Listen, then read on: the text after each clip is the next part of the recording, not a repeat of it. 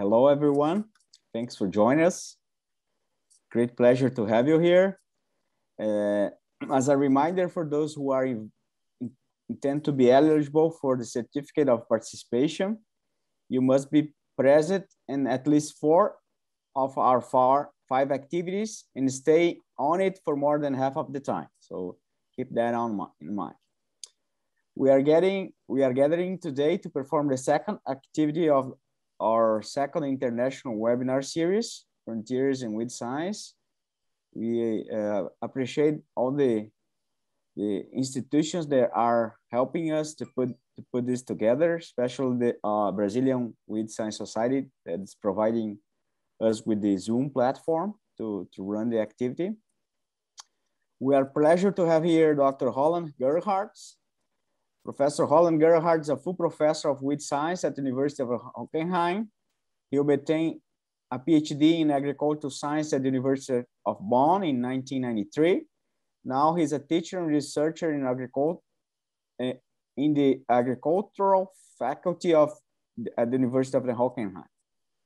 He teaches weed biology, weed control, precision farming, integrate crop protection, several bachelor and master course. Within the Erasmus Socrates program, he gives invite lectures at the University of Copenhagen and at the Czech University of Life Science in Prague. Currently, his scientific interests are focused on integrated weed management system, precision farming and weed management, sensor and application technology in crop protection, weed crop interaction, mechanism of herbicides, adjuvants, and herbicide resistant and plants, conservation agriculture using live mulch and cover crops, and the biology and population dynamics of annual and perennial weed science. For precision weed management, he has developed sensor and application technology for automatic plant species recognition and site-specific weed control that has successfully been applied in practical farming. His research has been supported by important foundations, includes DFG, Minister of Research, and Minister of Agriculture. Roland Gerhards is a member of German Phytomedicine Society, the European Weed Research Society, and the German Society of Agriculture. He has authored and co-authored 110 papers in peer-reviewed international journals and has received manuscripts for many international journals. So today's Dr. Gerhard will talk will be giving a talk on the site specific of weed management. And as a side note, his current time is past midnight, so because he's in German. So we really appreciate all the effort that Dr. Roland is putting together to be here with us today. Thank you so much. And with that being said, I'll turn to you, Dr. Roland. Okay, thank you very much, Ed. Thank you, Professor Cremagger, for inviting me. It is after midnight now. If I fall asleep, please raise your hands and ask questions. This is something I would like to invite you to do anytime during my presentation. Let me say something what you will hear during the next 35-40 minutes. I will give you an overview of the European work on precision farming and weed management. I give you a chance to get a good overview. I will have a lot of photos and also movies in my presentation, showing also our own developments that we did with several companies. You will see later. You can ask me and interrupt me anytime if you like. And I also prepared to go into details on sensor technology or application technology if you like. To my person, I studied agriculture at the University of Bonn, which is in the west part of Germany. I did a postdoc in the United States, in Lincoln, Nebraska, and I'm actually a farmer. I learned farming before I started with my studies, and then I managed a farm for 10 years with my wife after my PhD. So I know something about European farming, but unfortunately I have never been to South America. So please apologize that I'm not familiar with the farming situation in your countries. So let me start with the presentation. As I said, you're welcome to interrupt me. It is on site-specific weed management. We will present some robots also here, some sensor technologies for weed identification.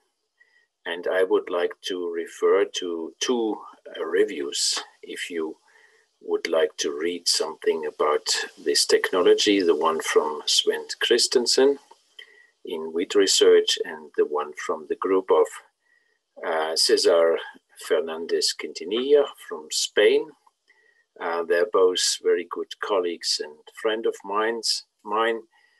We are together in a European working group on site-specific weed management.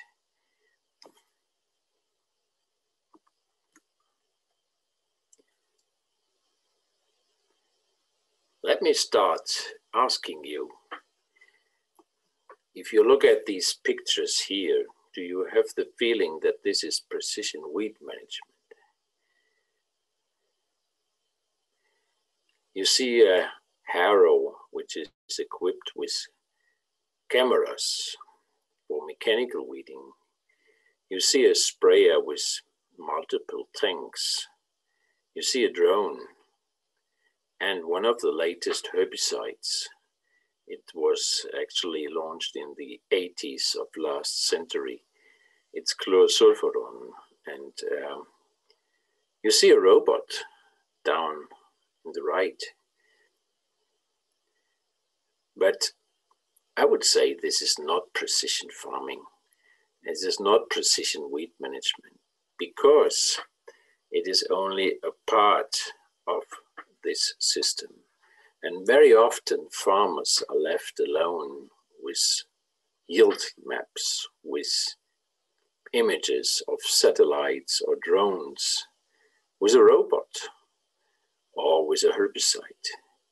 And even the best herbicide doesn't help you a lot if you do not have the right decision algorithm and the right application technology.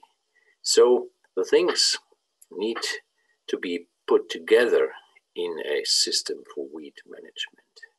And I think this is something which is our task as scientists, as teachers, as consultants, to bring the latest technology together to a robust system in practical agriculture. I give you a few examples. Now let me first refer to my teacher in the University of Lincoln, Nebraska, David Mortensen. He said, precision weed management is managing agricultural fields with respect to the spatial and temporal variability of weed populations rather than overcoming heterogeneity. I like that definition a lot. And at the same time, I met a colleague from a big company who said that with precision weed management, and he used the term GPS, we can manage fields in a wrong way much more precisely. So this is exactly how farmers often feel. They get a new latest technology, but nobody helped them to use it in the right way. So what we try to do is to include sensors and data processing, decision algorithm, and precision application technology into a complete system. And that's what I want to show you later in 5 examples. But first, I give you some examples how we can fail. This is actually an image of a field. I was invited to come to a farmer, and he said in this year he doesn't want to apply a herbicide. He wants to use a robot. And he had a new robot. And I told him that he will completely fail in this situation. You see some maize plants, but in between the maize plants within the row, there are a lot of big weeds, and the robot is not able to identify and remove these weeds selectively, because the farmer did not do or prepare the field for robotic weeding. He should have done fall seedbed preparation or pre-emergence harrowing to give the maize an advantage in growth compared to the weeds. And then the robot would do a good job, but not under this situation. Even with herbicides, you would have problems here in this situation to keep the field clean. There's another example where we fail.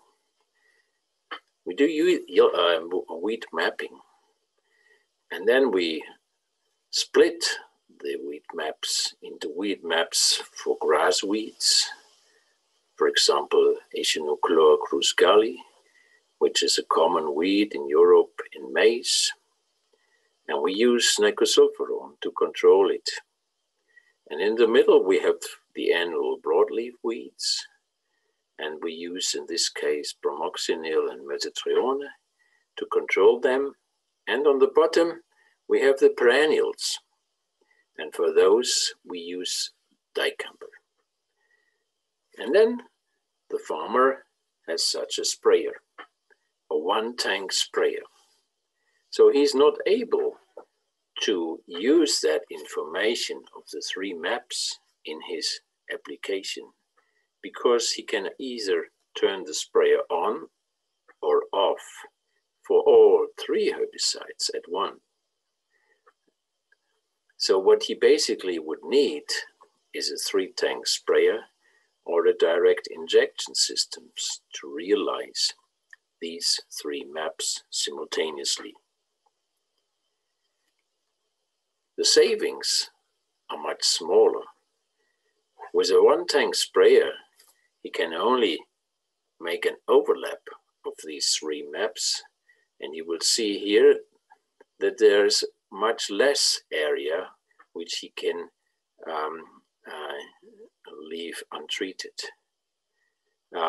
So the saving here is only 28%, whereas the saving for the three maps would be 77%, which is 86 euros per hectare. So in order to realize the whole potential of herbicide saving, he would need such a sprayer. On the top, you see a three-tank sprayer that we have developed together with the Convolutional group. It is a sprayer that consists of actually three spray lines on one vehicle. So you have one tank for the grassweed herbicide, one tank for the dicamba, and one tank for the annual broadleaves. We have three spray computers, three spray lines, three nozzles at each position, and we can turn on the first sprayer, or two sprayers, or three sprayers, or none of these sprayers. Another solution is something that we have done with the company Lechler. There are also colleagues who have realized a direct injection system with Daman, a big manufacturer of sprayers in Europe. And this is a direct injection system. So we have only water in the tank, and then we inject the three herbicides as from a metal bottle into the spray line of the sprayer close to the nozzles. There had already been some development in direct injection systems for liquid fertilizers, and those companies injected in front of the pump, so before the pressure was created. But here, in order to have a very short reaction time, we need to inject in the pressure the pressure line of the sprayer close to the nozzle, which is quite complicated because the pressure varies. The advantage is we don't have any residues in the tank when we finish. Another advantage is that we can put the herbicide tanks back into the storage room when we have finished. We don't need any steering in the tank. So we save some money, but it is also quite complicated to clean the small pipes with the concentrated herbicide. And this can be done with a very special material in the pipes and a system to pump the herbicides back into the bottles. So the problem was here that we had much more information in the maps than we could realize with the sprayer. In the working group that I have mentioned earlier, we have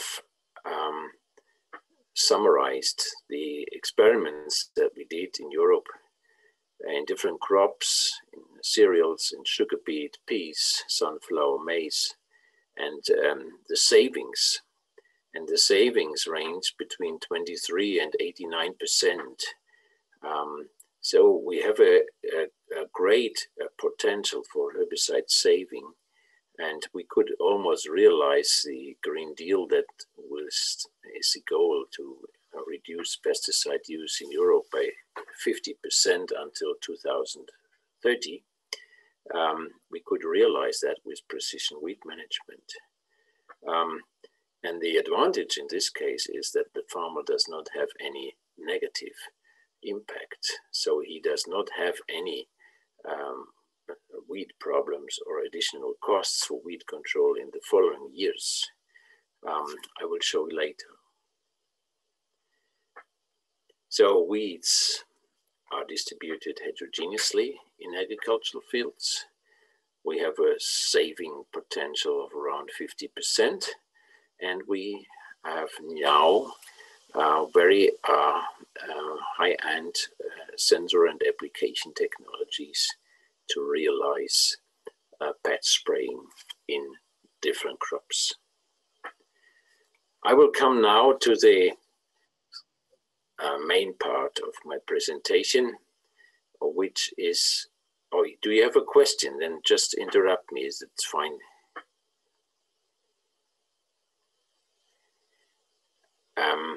Yeah, this is the main part of the presentation. I will present 5 systems for precision weed management. And I start with a very simple one from my colleague, Louis Longchamp. He works in the United States of America, and he combined, in this case, camera technology to measure the weed coverage in between the crop rows of maize, a decision algorithm to say what is the threshold that he can tolerate, and a patch spraying system. And I like that development a lot because it is a system that he can realize in agricultural fields quite easily. And if things are simple, the farmers are willing to adopt that technology much faster than for very complicated systems. So the second is a map-based site-specific herbicide application, and we started with this. Now we're using online system for site-specific weed control, but I would like to also refer to these map-based systems. They consist of a camera system, of course, that identifies the weeds and separates the weeds from the crop, and that makes also classes of weeds based on shape analysis. Today we are using neural networks to identify and classify the weeds.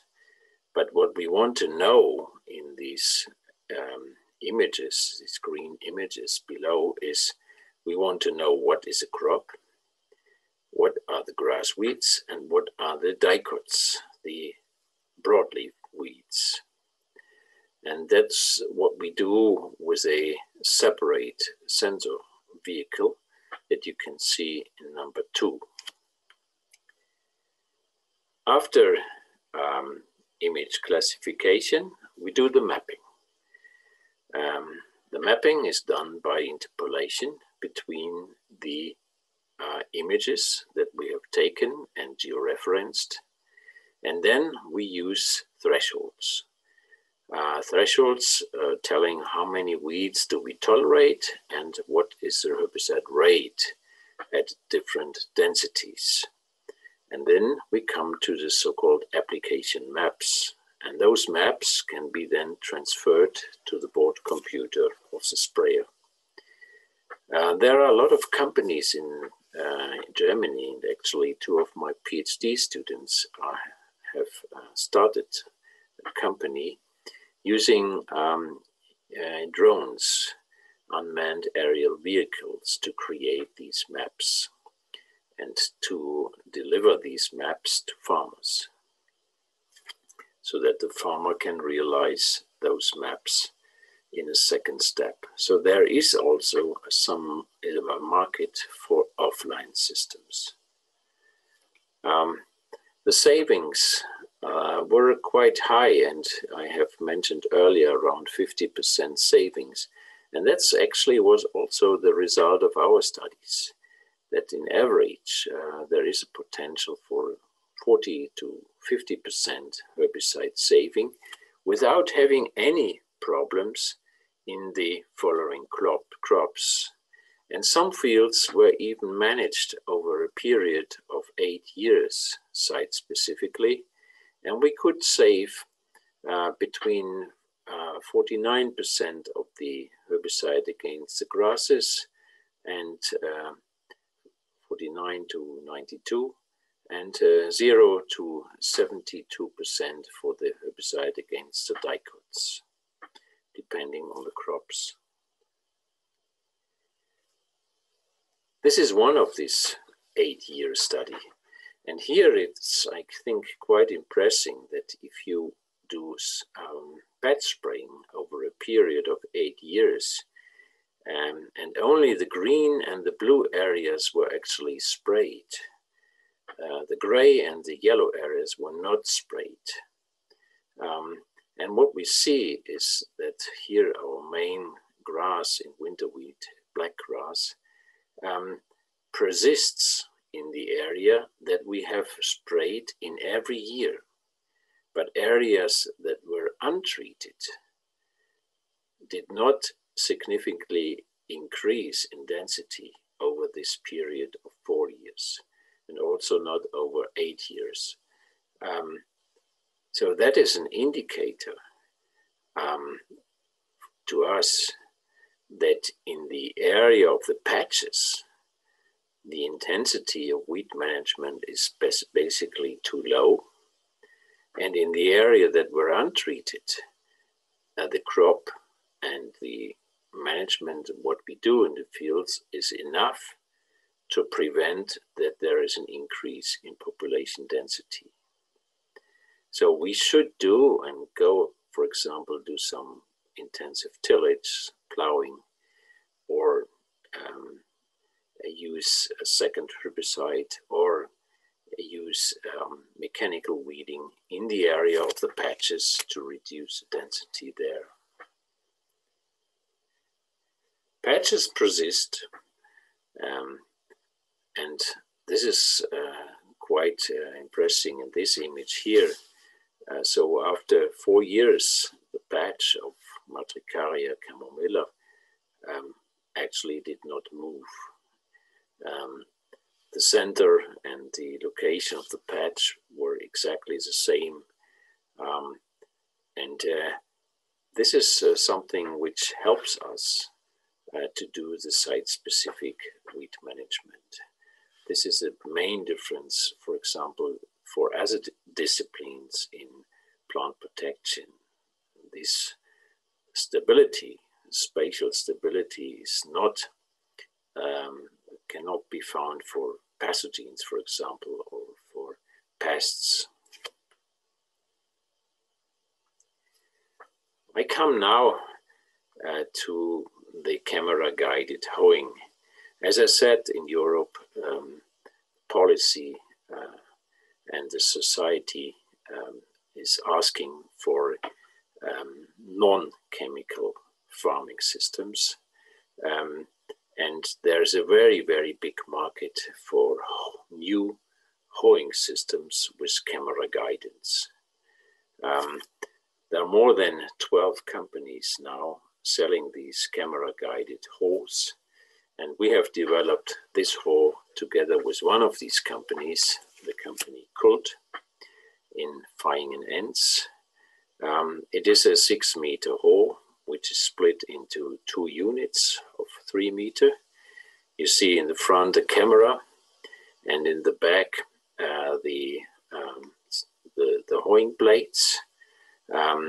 And there is a side shift system, so the camera identifies exactly the center of the row, and it guides to the right and to the left the hoe. You will later see it in my movie. So the farmer basically does not have to focus anymore on the steering, and he can go much faster. In this case, it's a serial with a raw distance of 12.5 centimeters. So we go as close as 1.5 centimeters to the crop row with this system. First image, first movie shows the system at a speed of 4 kilometers.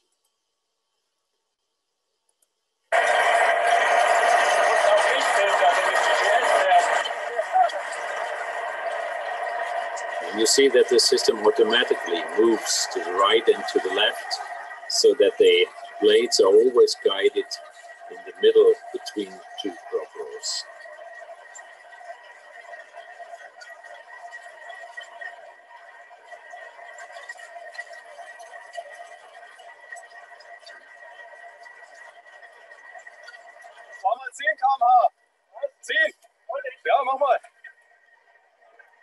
There is actually no crop damage at all.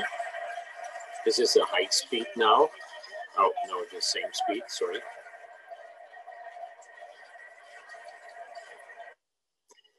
There's no crop damage, and we increase weed control efficacy with this system from 70% to 90%, because we actually control more of the area, and we can go faster, and we move soil into the crop row and cover weeds. Now I show you the system at the double speed. Also gut, jetzt 10 km/h. The crop is winter wheat.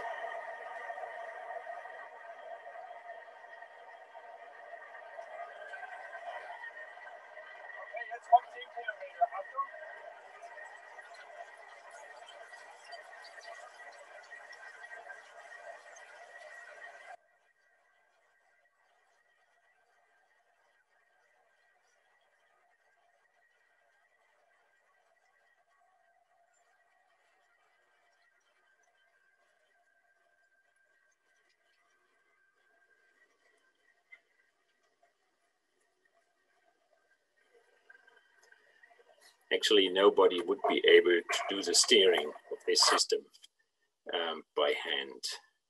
This is only possible with the cameras.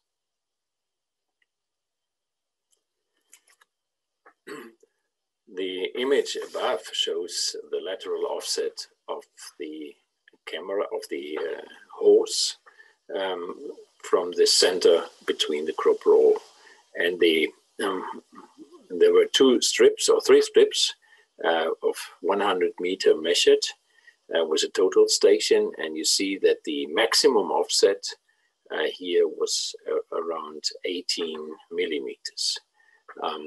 So we can go as close as 15 to 18 millimeters to the crop row, yes. And on the bottom, you see that with increasing the speed, we increase the weed control efficacy, mainly in the intra-row area, from around 70% to around 90%.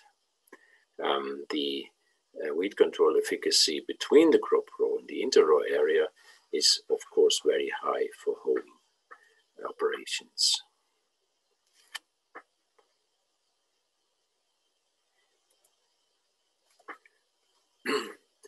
Okay, now I see the chat, and I have seen that you have asked a few questions. The first question is, which tool is used to build the weed map?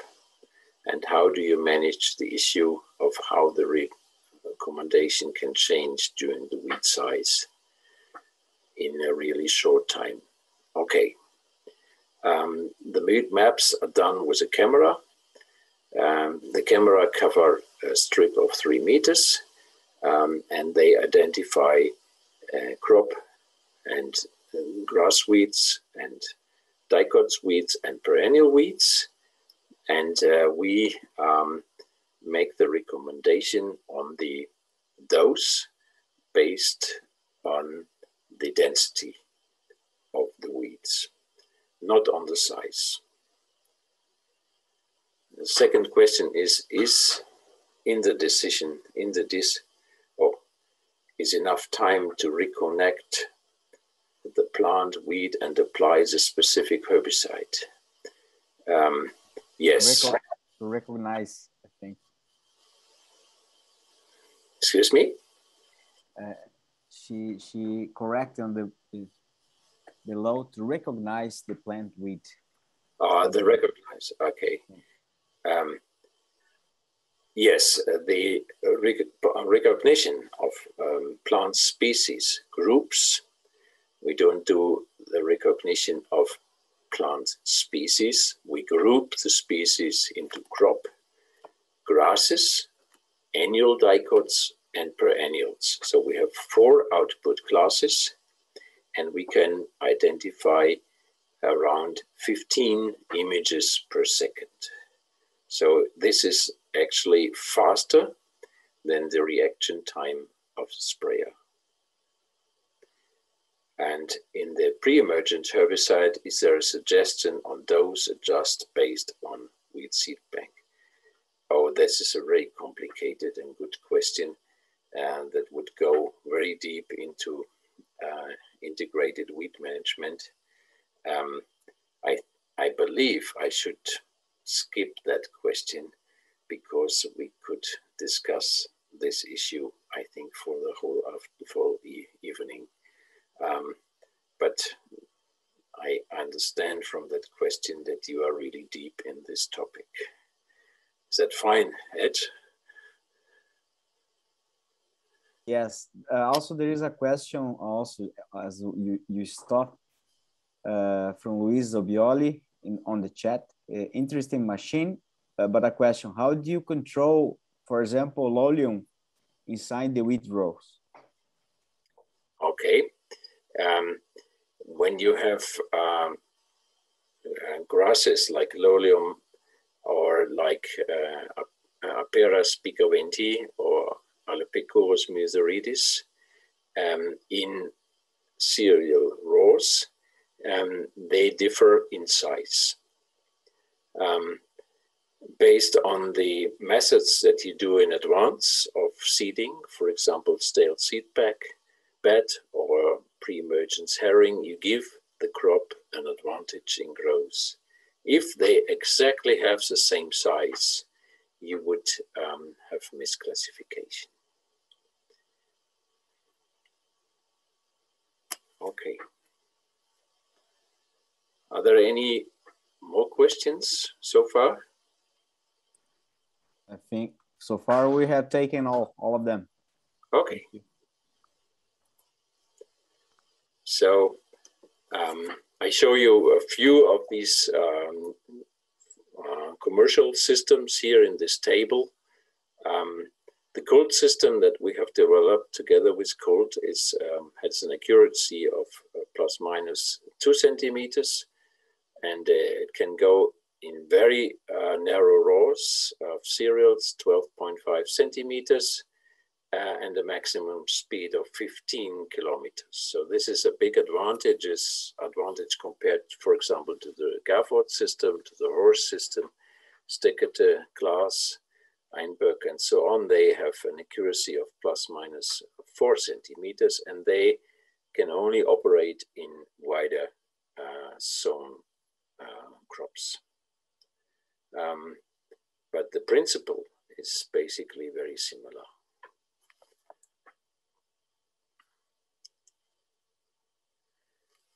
I come to the fourth example, which is herring. Herring is quite attractive for farmers because you can have the same efficiency as for spraying. There are harrows with 24 meters width in Europe, and you can go at a speed of up to 15 kilometers per hour. So you can make as many hectares, almost as many hectares with herring than with spraying. This is different for hoeing, where we have a maximum width of around 9 to 12 meters. Herring has also an advantage for the crop, because when you do herring in cereals or in compacted soil, for example, or legumes like peas and beans, you can loosen the soil.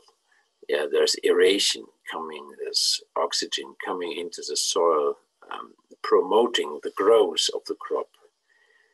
But you see that in the image of Jesper Rasmussen, that in the area 1, you have a lot of benefit from herring at a low intensity.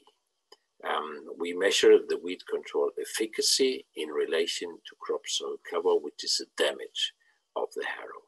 So if you go in the area number 3, there you have a lot of crop damage and a very low extra weed control efficacy.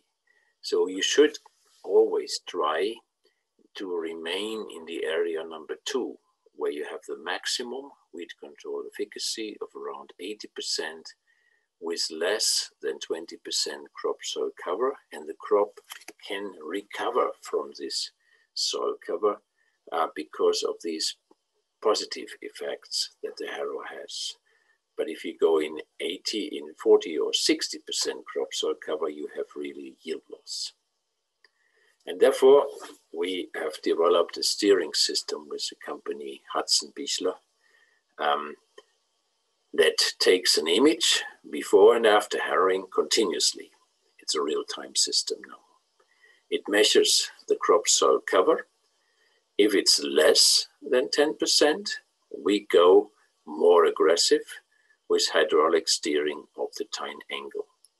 If it is higher than crops than 10%, we steer back and go smoother with the tines and increase the angle. You see the harrow here. It has a camera in the front and a camera in the back. It has an hydraulic cylinder to steer the tine angle continuously. And there is a continuous online system in this herring system that always adjusts the tine angle so that we have an homogeneous 10% crop soil cover at each position in the field. And that is then the maximum weed control efficacy that we can get with the lowest damage. And if you relate damage to weed control efficacy, we also use the word selectivity. So we have the most selective operation then always in the field. And you can see that this is really true.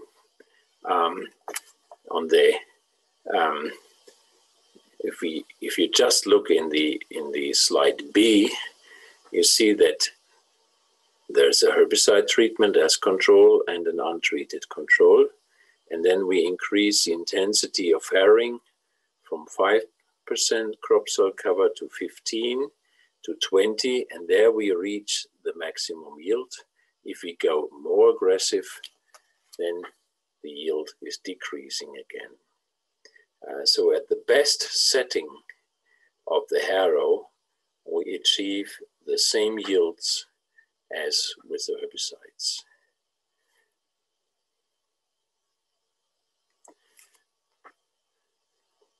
I come to the last part of my presentation, which is probably the most modern part. It is the use of neural networks.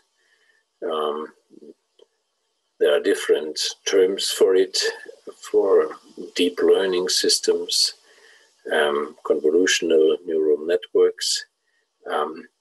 And the main difference of this new way of classifying objects is that the system is pre-trained, which means that the system automatically generates features of the objects in the image, and it automatically does the classification. So the only thing that the user has to do by using neural network technology is a training process and the definition of the output variables. It's the result. So the user has to tell the system what goes in and what should go out. All the other parts are done automatically because those systems are pre-trained. The advantage of this is that you achieve almost, when you do a good and intensive training, you almost achieve 100% true classification. We have later a result with, I think, 99% classification rate.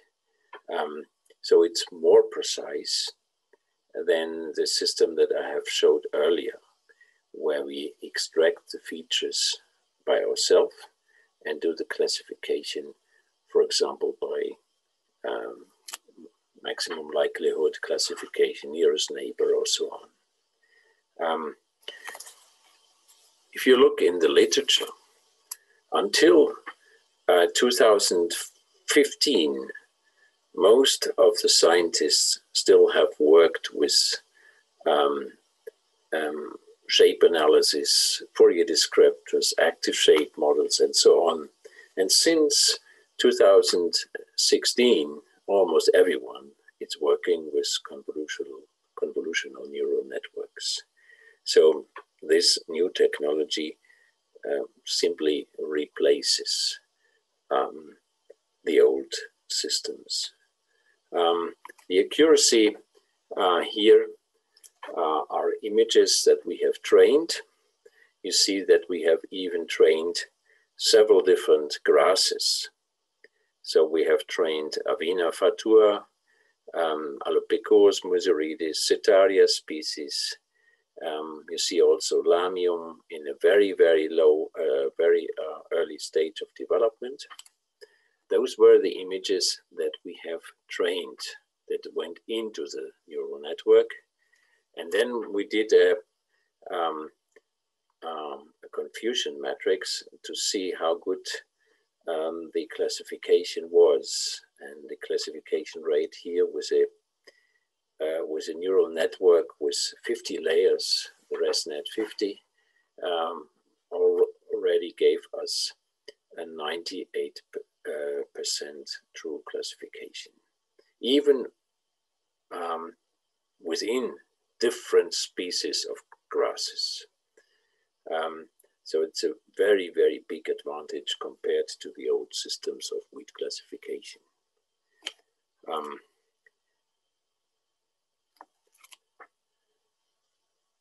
As I said, you must train the system much more intensive than the old systems. In our case, we have trained almost 90,000 images for 32 classes, and the classification rate was then 98%. So the training is more intensive, and therefore I think this is something that only scientists can do together if they work together. So within the European Wheat Research Society, we want to create a database for images so that everybody can use these images to train a new system. There are quite good systems already available, freely available for the smartphone. For example, PlantNet, Flora Incognita, Xavio Weed Scouting. Okay, the classification rate of PlantNet and Flora Incognita is much higher than for Xavio Weed Scouting, but I think they have promised to improve that. So there is a need to cooperate in the training process. We have trained all these plants, and we have a tremendous database now of different weed species, and different to the commercial systems like PlantNet and Flora Incognita. We can also classify the species in the cotyledon stage, and we have a lot of images in this stage. So this is something new in the duckweed system, in our system. Okay, that's it, basically what I wanted to show you. And I would like to conclude my presentation with this last slide. Precision farming in wheat management, as you have heard, reduces the herbicide use while maintaining high weed control efficacy. It allows the application of economic weed thresholds. It will increase the acceptance of pesticides, because we can then promise the society that we use less pesticides only where it's absolutely needed. It offers a potential also for protecting. So in the same way as we precisely control problematic weed species, we could also selectively protect endangered species when we train them in a system. But we have to consider that the farmers ask for robust systems and complete systems, not only tools like a drone, like a map, or like a fancy robot. The farmers have to work with complete systems. And therefore it is our task, the task of our group here, of the consultants, of the companies, all the scientific community, has to combine these two technologies and apply them in on-farm research so that they are ready for practical use. With this, I would like to close my presentation, and I thank you for listening, and I would be happy if you would have some questions. Yes, Dr. Roland, we have some questions that I think you may be able to see them on your screen as well. Okay.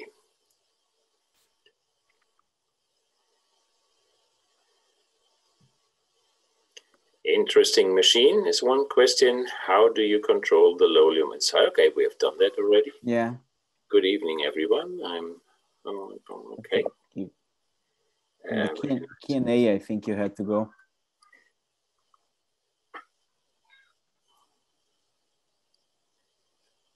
Or I just can read it for you.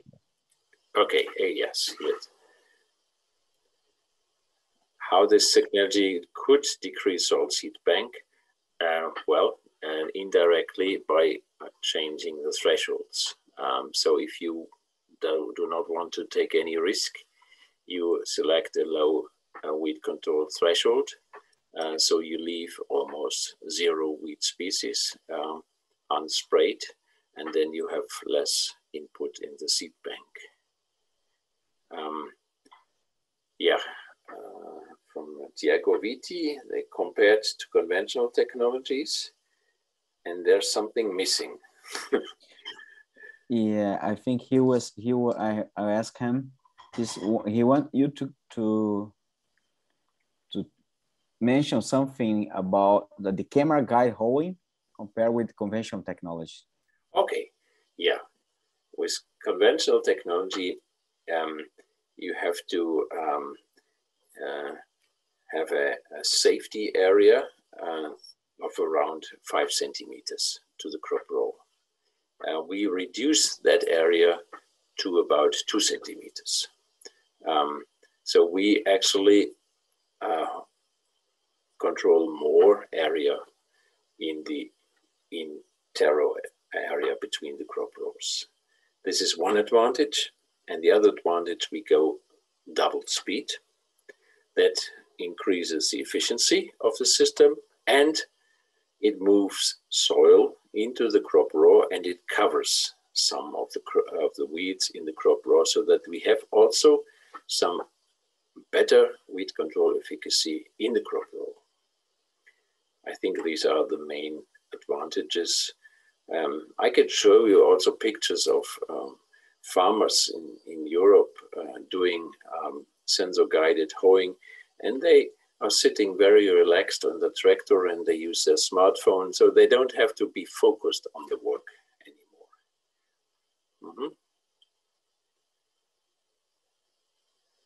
Okay,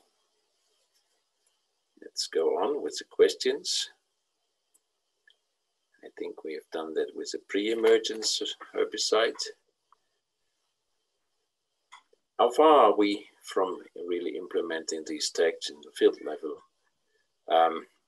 Well, I'm impressed of how many companies, big companies, come with complete solutions now. The company Bosch, the company Amazon, the company BASF, smart spraying. So there are so many new technologies coming into the market. So I'm really optimistic. I've worked on it for more than 25 years, and I had to be very patient. But at the moment, I see a lot of progress in this technology. Yeah, Julian, deep learning systems can diagnose a field as was presented, but what about the precise recommendation for that field? Exactly, that is my message. Yeah, it needs to be combined with a decision algorithm containing the real or the right treatment. So we cannot use those systems without an agronomist who is able to say what is the best treatment for which situation. So sensors, decision algorithm, application system belong together. Yeah, thank you for your presentation, your time. Oh, thanks. Appreciate it a lot, Larissa.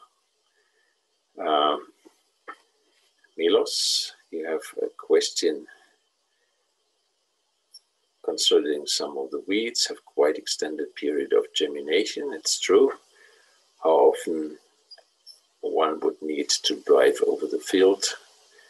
Yes, I can tell that for European crops, not for your crops. Unfortunately, We do usually one application in maize at around 2 to 4 leaf stage, 3 applications in sugar beet, and 1 to 2 applications in winter cereals and in oilseed rape.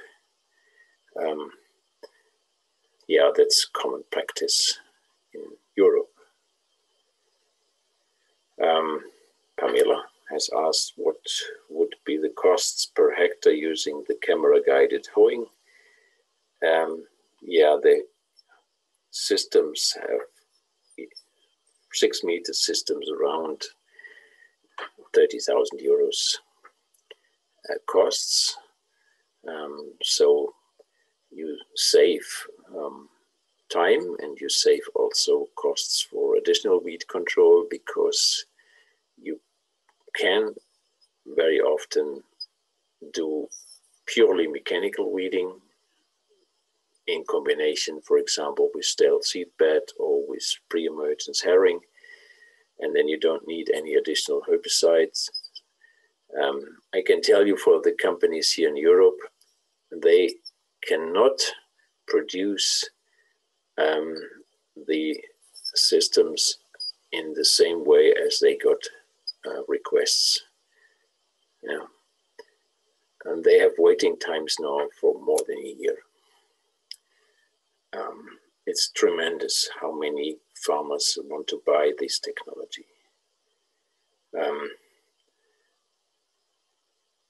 Yeah, agronomists are still necessary. That is a good message from you, Julian. Okay, Nelson liked the presentation. Please, how the uneven soil topography can impair these technologies exactly. And this is the reason why we have to adjust, for example, the harrow continuously, because of the uneven soil topography and the then different crop soil covers. So if we go with a continuous intensity, we will damage the crop in one area, and we will fail with weed control in the other area. And therefore we continuously have to adjust the intensity of harrowing, of spraying, and also of hoeing.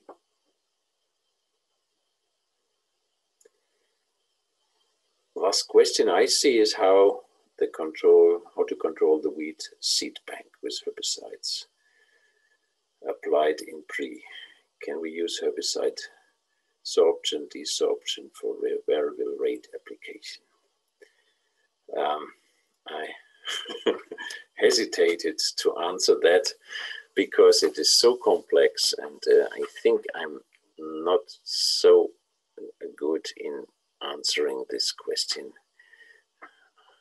From reading your question, I have the feeling that you know more about that than I do. So I will not answer that. It's very complicated, difficult.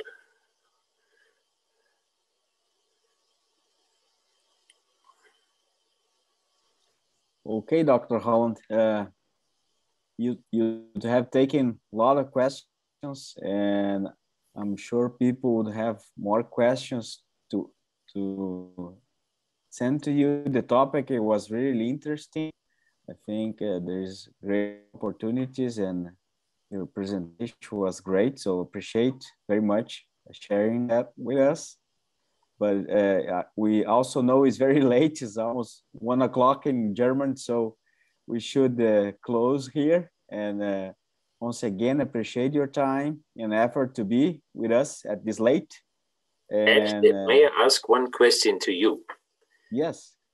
Which of the technologies would you think would fit into the South American farming systems? Great question. I was thinking about that.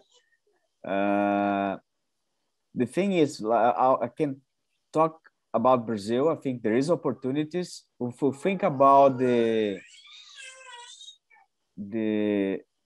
grain crops, Brazilian farming system is we have a lot of no-till. So we have to consider that all the systems that would remove with soil, that's something that with no-till, we try to not do that. So, but in the same time, for example, rice, I think there are opportunities for that cropping system. We still have tillage.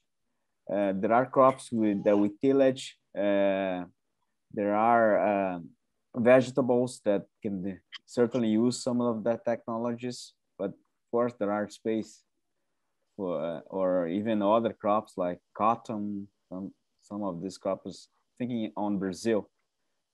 But we have like around 60% of the cropping that we grow annually, it's in no-till system. So okay. Yeah, thank you. The technology that would take in place moving soil probably would not fit in that scenario. Okay, thank you. So yes, the people mentioned about the mechanical cultural practice. So really appreciate your time, Dr. Holland. I would invite people to join us next Thursday on the advances of parasitic plant host interaction. So we'll be at the same time, and we hope to see all of you there, all of you here again. Have a nice evening and good night. Good night. Thank you so much. Okay, bye-bye. Bye-bye.